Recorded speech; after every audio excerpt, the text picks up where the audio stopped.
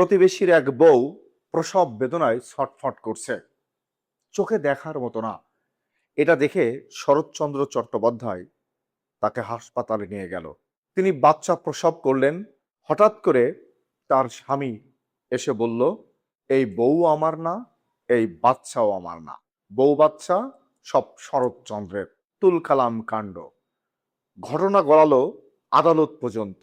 আদালতের কাঠগড়ায় গিয়ে লোকটি পুনরায় বলল, এই বাচ্চা এবং বউ দুটোই শরৎচন্দ্রের। কেন এমন ঘটনা ঘটেছিল? চলুন পুরো ঘটনা খুলে বলি। তখন মিস্ত্রি পল্লীতে বসবাস করতেন শরৎচন্দ্র চট্টোপাধ্যায়। ওই পল্লীরই এক মহিলা প্রসব বেদনায় ছটফট করছিলেন। তার স্বামী পালিয়ে গেছিলেন তাকে ফেলে। শরৎচন্দ্র চট্টোপাধ্যায় তাকে হসপিটালে নিয়ে গেলেন, বাচ্চা প্রসব করলেন, কিন্তু সেই স্বামীর আর খোঁজ নেই। শরৎচন্দ্র মহিলাটিকে পরামর্শ দিলেন স্বামীর নামে মামলা করার জন্য।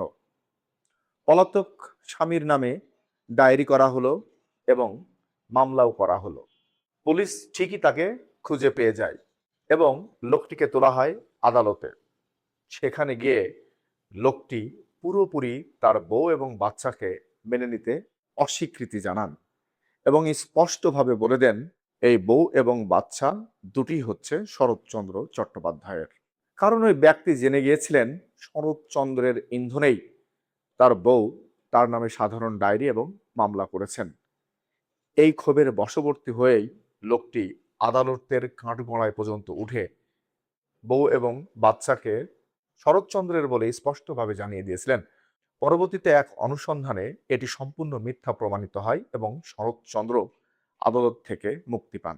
দশকের বেশি সময় ধরে রেঙ্গুনে অবস্থান করছিলেন শরৎচন্দ্র চট্টোপাধ্যায়। ইউরোপিয়ান একজন ব্যবসায়ীর নিকট থেকে তিনি একটি কাঠের বাড়ি কিনেছিলেন, কারণ বাড়িটি তার ছিল ভীষণ পছন্দের। সেই বাড়িটিতে গড়ে তুলেছিলেন একটা বিশাল লাইব্রেরি, অনেক সম্পদ রেখেছিলেন বাড়িতে। কিন্তু 1916 সালে পুরো বাড়িটি পুড়ে যায়। প্রশ্ন হচ্ছে, এই ধরনের সিম্পল ঘটনা কেন আমি ভিডিওর মধ্যে নিয়ে আসলাম? মূল কারণটি হচ্ছে, চরিত্রহীন উপন্যাসের পাণ্ডুলিপি ছিল সেই লাইব্রেরিতে। পুরো পাণ্ডুলিপি পুড়ে ভস্মীভূত হয়ে যায়। ভীষণ কষ্ট পেয়েছিলেন শরৎচন্দ্র। তিনি ছিলেন অত্যন্ত জেদি এবং একরোখা। দীর্ঘদিন রেঙ্গুন বাসের পর কলকাতা যাওয়ার জন্য একসময় তার মনের মধ্যে একেবারে ছটফট করতে লাগলেন। তিনি যে অফিসে চাকরি করতেন সেই অফিসের বসের কাছে গেলেন ছুটির জন্য।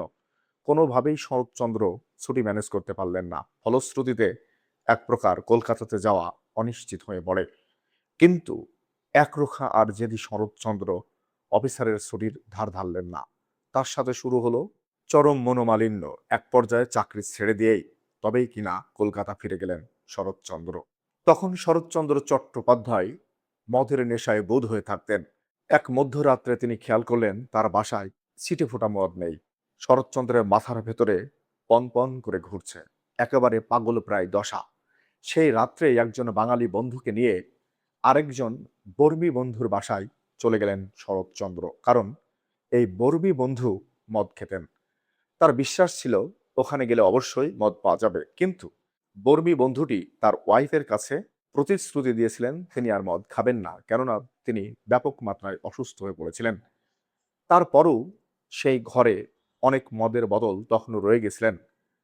যাই হোক, শরৎচন্দ্র চট্টোপাধ্যায় যখন পৌঁছালেন তখন বর্মী বন্ধুর বউটি বলল, উনি আর মদ খান না, এখানে কোনো মদ নাই। কিন্তু শরৎচন্দ্র চট্টোপাধ্যায়ের ভিতরের অবস্থা এতটাই বাজে হয়ে গেছিল যে অবশেষে বর্মী বন্ধুর বউ একটি বোতল বের করে দিতে বাধ্য হন। বোতলটি বের করে শরৎচন্দ্রের হাতে দিয়ে তিনি রাত্রে ঘুমাতে চলে যান। ঠিক এই সুযোগে বর্মী বন্ধুটি উঠে এসে শরৎচন্দ্রের সাথে একসাথে মদ্যপান শুরু করেন এবং অসুস্থ অবস্থায় এই মদ্যপানের কারণে লোকটি মারা যান। চোখের সামনে এই ঘটনা দেখে শরৎচন্দ্র চট্টোপাধ্যায় মদ খাওয়া ছেড়ে দিলেন এবং তার জীবনে আবির্ভাব হলো এক নতুন নেশার, যার নাম আফিম। তিনি আফিমের নেশায় জড়িয়ে গেলেন। বন্ধুর মৃত্যু দেখে তিনি এতটাই ভয় পেয়ে গেছিলেন যে তিনার মনে হলো মদের থেকে আফিম বুঝি বেশি নিরাপদ এবং তিনি আফিমের দিকেই ঝুঁকে পড়লেন। শরৎচন্দ্র চট্টোপাধ্যায় সম্পর্কে আরো চমকপ্রদ ভিডিও নিয়ে আমি সামনের দিনে আসব। দেখার অগ্রিম আমন্ত্রণ রইল। সবসময় ভালো থাকুন, সুস্থ থাকুন। সকলের জন্য একটা শুভকামনা।